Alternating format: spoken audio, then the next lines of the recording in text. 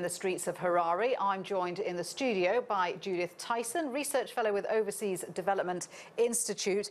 Good to have you with us. So, Zimbabwe at a massive crossroads right now. What do you think this is going to mean for ZANU-PF?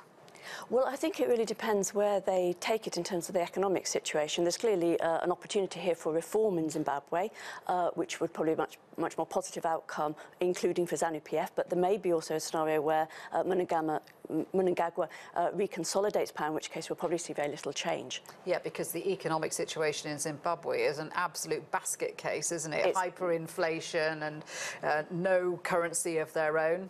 It's been shocking. The size of the economy is halved in the last 2 decades. We see unemployment rates of 95% in Zimbabwe at the moment. And as you mentioned, the situation has become a lot more severe in the last 18 months because of the liquidity crisis.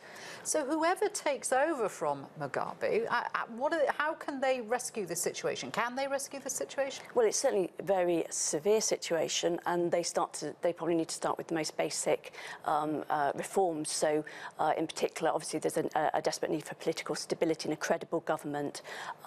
Government finances desperately need to be reformed as well. The government is effectively bankrupt, and in particular the private sector needs to have confidence rebuilt, so that investment, which has also collapsed in Zimbabwe and has been one of the reasons for the economic problem, starts to reignite. So how can they attract international donors, investments, or even a rescue package? Well, I think it's going to be a tough climb back towards credibility, particularly with ZANU-PF, and we've seen things like asset appropriations from the private sector, for example. So firms have had basic assets like land, but also cash appropriated by the government. And when we see that kind of environment, it's very difficult and a long process to rebuild confidence. I think, though, that we could see international donors assisting with that, but I think they will insist on political and economic reforms being in place first.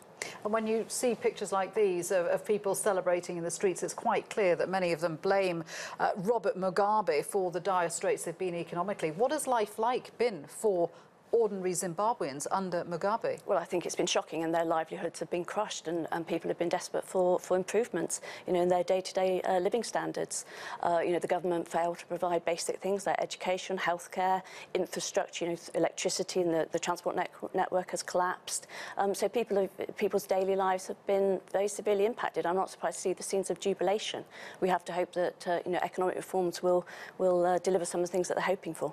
I was reading stories that people could have, well, they could have thousands and thousands of dollars in the bank, but you could only get $20 out at a time. Oh, absolutely, and people in Harare sleep outside the banks overnight to try to get access to US dollars, and then they're probably given maybe $20 or $30, and only some people will be served. I mean, those basic problems are very difficult for people in their daily lives. And this whole ludicrous problem of where they had to ditch their own currency, that was because Mugabe ordered the printing of lots more currency in order to pay for imports? Well, what happened was they started to print, basically create money, because the government was bankrupt at that time, so they printed their own money. It caused hyperinflation. But at that time, probably the adoption of the US dollar was a sound economic policy in those circumstances. But of course now it's causing liquidity price problems that we see today.